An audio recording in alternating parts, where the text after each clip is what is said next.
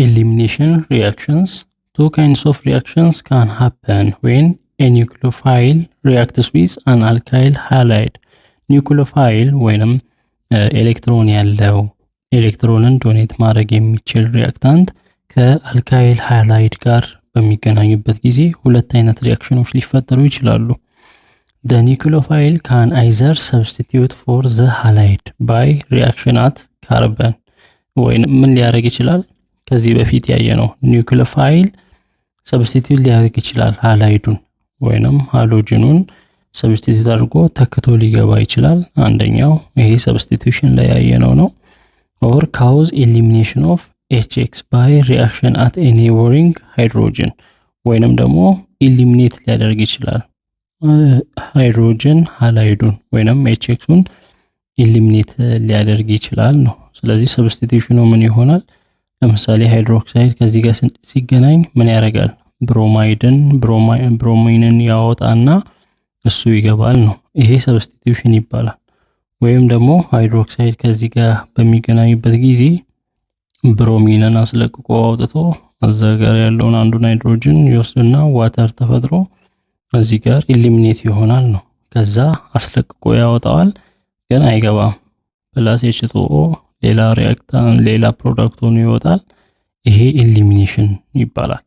ኢሊሚኔሽን ሪአክሽንስ ካን ቴክስ ፕሌስ ባይ ዲፈረንት ሜካኒዝምስ የተለያየ መንገድ ሊኖር ይችላል። ይሄ ኢሊሚኔሽን ሪአክሽን የሚካሄድበት two of the most common mechanisms are the E1 and E2 እንግዲህ ሰብስቲቲዩሽን ሪአክሽን ላይ እንዳየነው SN2 እና SN1 እንዳለው እዚህ ጋር ኢሊሚኔሽን ላይም E1 እና E2 አለ which differ in the timing of CH and CX bond breaking ካርበን ከሃይድሮጅን ጋር ያለው እንዲሁም ካርበን ከሃሎጅን ጋር ያለውን የቦንድ መስበር ስራ ታይሚንጉን ያ ቦንዱ ይሰበራል ከዛ ከሚሰበርበት ጊዜ አንፃር ወይንም ታይም አንፃር ነው ይሄ የሚመደበው E1 እና E2 ተብሎ የሚከፈለው። in the E1 reaction the CX bond breaks first to give a carbocation intermediate that undergoes subsequent base subtraction of hydrogen ion to yield the alkene.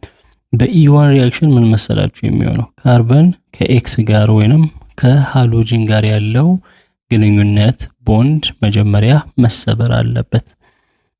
ከዛ ምን ይሰጠናል? ካርቦኬሽን ይሰጠናል። ከዛ በኋላ ሃይድሮጅን ይላቀቃል። ከዛ ሃይድሮጅን ተላቆ አልኪን ይቀራል ነው። እዚህ ጋር እንደምናየው ኤክስ ግሩፑ ምን መሆን አለበት? መውጣት አለበት። ከዛ ካርቦኬሽን አለ። ድጋሚ ሃይድሮጅን ግሩፑ ካርበንን ለቆ ይወጣል። እዛ ጋር ካለው ኒውክሊዮፊል ጋር ፋይል ጋር ይገናኛል ነው። ከዛ እዚህ ጋር ምን ይቀራል? አልኪን ይቀራል። ሶ ኢሊሚኔሽን ሪአክሽን ነው።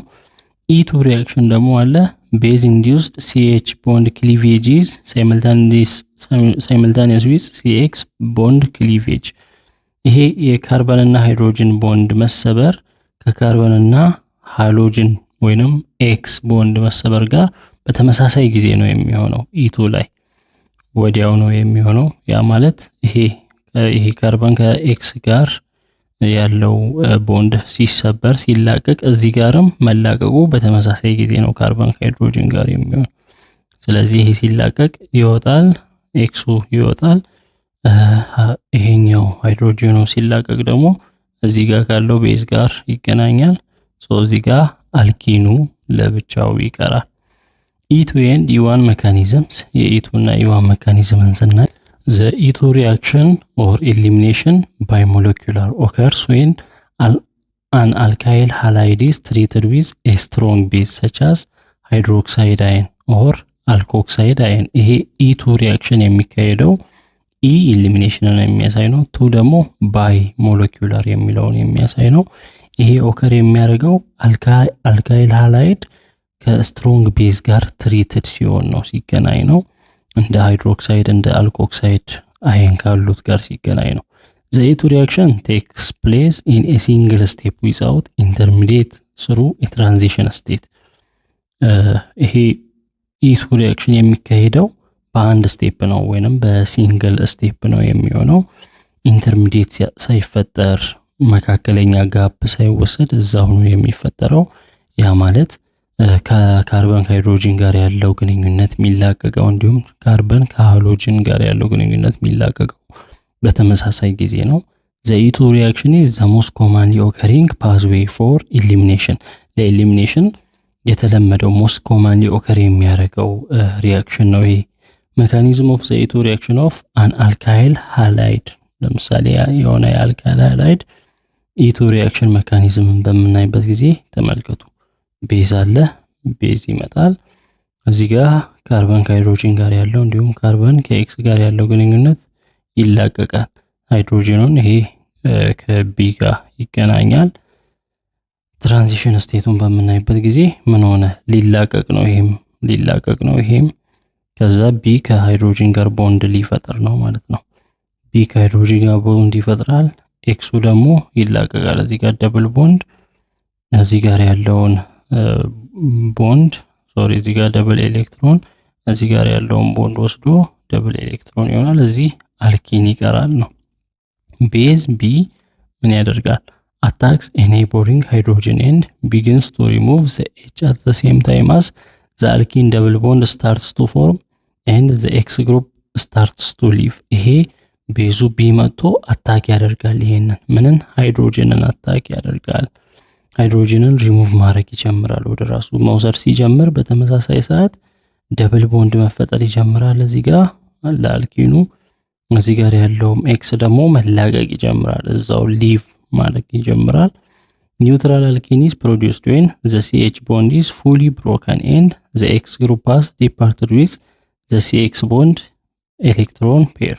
so ኒውትራል alkene የሚፈጠረው ምን ሲሆን ነው? ይሄ ሃይድሮጂኑ ሙሉ በሙሉ ለቆ ሃይድሮጂኑ ከካርበን ጋር ያለው ቦንድ ሲሰበር ነው። ሙሉ በሙሉ ሲሰበር እዚህ ጋር ያለው ኤክስ ደግሞ ተላቆ ኤሌክትሮን ፔር ይዞ ሲሄድ ነው ይሄ የሚፈጠረው ነው። ይሄ E2 ሪአክሽን ይባላል። ዘ E1 ሪአክሽንን ደግሞ ስናይ ኢሊሚኔሽን ዩኒ ሞለኪውላር ነው። ዋን የሚለው ዩኒ አንድን የሚያሳይ ነው። ቴክስ ፕሌስ ኢን ቱ ስቴፕስ ይሄ የሚካሄደው በሁለት ስቴፖች ነው። the first of which is rate limiting and a carbocation intermediate is present። የመጀመሪያው ሬት ሊሚቲንግ ሪአክሽን አለ፣ ካርቦኬሽን ኢንተርሚዲየት መሃል ላይ ይፈጠራል። ኢንተርሚዲየት ፕሬዘንት ነው በዛኛው ትራንዚሽን ስቴት ነው። the E1 reaction can be formulated እዚህ ጋር እንደምናየው ነው። E1 reactionን spontaneous dissociation of the tertiary alkyl chloride yields an intermediate carbocation in slow rate limiting step። መጀመሪያ ክሎሪን መላቀቅ ነው የሚሆነው። ክሎሪን ሲላቀቅ እዚህ ጋር ካርቦኬሽን ይፈጠራል ማለት ነው። ከዛ loss of a neighboring hydrogen ion in a fast step yields the neutral alkene product። ከዛ ሃይድሮጂኑ መላቀቅ ይጀምራል ከቤዙ ጋር ለመገናኘት። ተመልከቱ፣ መጀመሪያ ክሎሪን መላቀቅ ነው። ክሎሪኑ ከተላቀቀ በኋላ ነው ከቤዙ ጋር ቤዙ ሃይድሮጂኑን አታክ የሚያደርገው ወይንም ሊገናኝ የሚመጣው። the electron pair from the CH bonds goes to form the alkene bond እና ከሲኤች ቦንድ በኋላ ሃይድሮጅን ለቆ ሲወጣ ደብል ቦንድ ይፈጠራል ነው። እዚህ ጋር የአልኪን ደብል ቦንድ ይፈጠራል። ስለዚህ ሁለት ስቴፕ ነው ያለው ነው በኢ1 ሜካኒዝም ላይ። E1 elimination begin with the same unimolecular dissociation in the SN1 reaction። እንደ SN1 reactionም ነው በተመሳሳይ በዩኒሞሌኩላር ዲሶሲዬሽን ወይንም አንዱ ሞለኪውል ምን ያደርጋል? ዲሶሲዬሽን ይላቀቃል ነው። በዛ ዲሶሲዬሽን is followed by loss of hydrogen ion from the adjacent carbon rather than by substitution። ነገር ግን ከኤስኤን1 የሚለየው ምንድነው? ኤስኤን1 ሰብስቲቲዩሽን ነው፣ ይተካል፣ በወጣበት ይተካል። እዚህ ግን አይተካም። ሎዝ ነው የሚያደርገው። ሃይድሮጅን አይን ለቆ ይወጣል፣ ዲሶሲየት ተነጥሎ ይወጣል። In fact, E1 and SN1 reactions normally occur together whenever an alkyl halide is treated in a protic solvent with non-basic nucleophile። E1 እና SN1 ሪአክሽኖች አንድ ላይ የሚካሄዱበት ጊዜ አለ። ምን ሲሆን? አልካይል ሃላይድ ፕሮቲክ ሶልቨንት ፕሮቲክ በሆነ ሶልቨንት ውስጥ ሲሆን እንዲሁም ነን ቤዚክ የሆነ ኒውክሊዮፋይል በሚመጣበት ጊዜ ከዛ ጋር ትሪት በሚሆንበት ጊዜ thus the best E1 substrates are also the best SN1 substrate። ስለዚህ የኢ1 ሰብስትሬት ቤስት የሚባሉት የኤስኤን1ም ቤስት ሰብስትሬቶች ናቸው።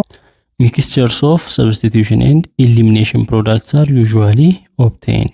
ስለዚህ የሁለቱም የሰብስቲቲዩሽንም የኢሊሚኔሽንም ፕሮዳክት ሊገኙ ይችላሉ ነው። ለምሳሌ እዚህ ጋር when 2-chloro 2-methyl propane is warmed at 65 degree centigrade in 80% aqueous ethanol።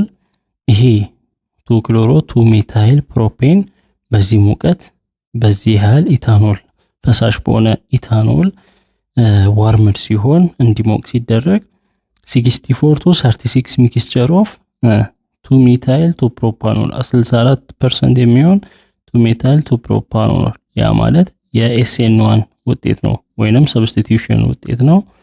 እና ሁለተኛው ፕሮዳክት ደግሞ 2-methyl propene ይሄ ደግሞ የኢሊሚኔሽን ዋን ሪዛልት ነው። እና ያ ሪአክታንቱ ወደ ፕሮዳክት ሲቀየር 64%ቱ የኤስኤን1 በኤስኤን1 ሪአክሽን የተፈጠረ ሲሆን 36%ቱ ደግሞ በኢ1 ሪአክሽን የተፈጠረ ይሆናል። ዘይዚፍስ ሩል የሚል ደግሞ አለ። Elimination reactions are more complex than substitution reactions for several reasons። Elimination reaction ከsubstitution ከመተካት reaction የበለጠ ውስብስብ ነው ይላል። ምክንያቶቹም there is for example the problem of regiochemistry የregiochemistry problem ስላለ ነው። In fact elimination reactions almost always give mixture of alkene products and the best we can usually do is to predict which will be the major product። ያው በግልጽ እንደሚታወቀው ከኤሊሚኔሽን ፕሮዳክት በኋላ የምናገኘው ውጤት አልኪን ፕሮዳክት ነው ወይንም ሚክስቸር ኦፍ አልኪን ፕሮዳክት ነው። ስለዚህ የትኛው ዋናው ፕሮዳክት የትኛው ነው የሚለውን ነው መገመት ፕሪዲክት ማድረግ ያለብን። According to Zayzeff's rule, base induced elimination reactions generally give the more stable alkene product። በዛይዚፍ ህግ መሰረት ምንድነው የሚለው በቤዝ ኢንዲዩስድ የሆኑ ኢሊሚኔሽን ሪአክሽኑ ከቤዝ ጋር በሚሆንበት ጊዜ ጀነራሊ የሚሰጠው ሞር የተረጋጋ አልኪንን ነው አልኪን ፕሮዳክት ነው የሚሰጠው። that means the alkene with more alkyl substituents on the double bond carbons is the more stable alkene product or major product። እና ውጤቱ ሞር አልካይል የሆነ ሰብስቲቱታንት ያለበት በደብል ቦንድ ካርበን አካባቢ ማለት ነው። እንደዛ ሲሆን የሚፈጠረው አልኪን ሞር ስቴብል ነው የተረጋጋ ነው ሜጀር ፕሮዳክት ይሆናል። Zayzeff's rule in the elimination of HX from an alkyl halide the more highly substituted alkene product predominates። so hydrogen halide ወይንም HX ኢሊሚኔት ሲሆን ሪሙቭድ ሲሆን ከአልካይል ሃላይድ በተለይ ዶሚኔት የሚያደርገው አልኪን ፕሮዳክቱ ነው። ለምሳሌ in the following two cases more highly substituted alkene product predominates and is the major product of the reaction። ለምሳሌ በእነዚህ ሁለት ኬዞች በመናይበት ጊዜ ለምሳሌ እዚህ ጋር 2 ብሮሞ ቡቴን አለ። ምንድነው የተፈጠረው ውጤት 2 ቡቲን እና 1 ቡቲን ነው። 81%ቱ 2 ቡቲን ሲሆን 19%ቱ ደግሞ 1 ቡቲን ነው። አልኪን ነው የተፈጠረ ያለው በሁለቱም። እዚህ ጋርም በመናይበት ጊዜ 2 ሜታይል ቡቲን 2 ሜታይል 1 ቡቲን ነው።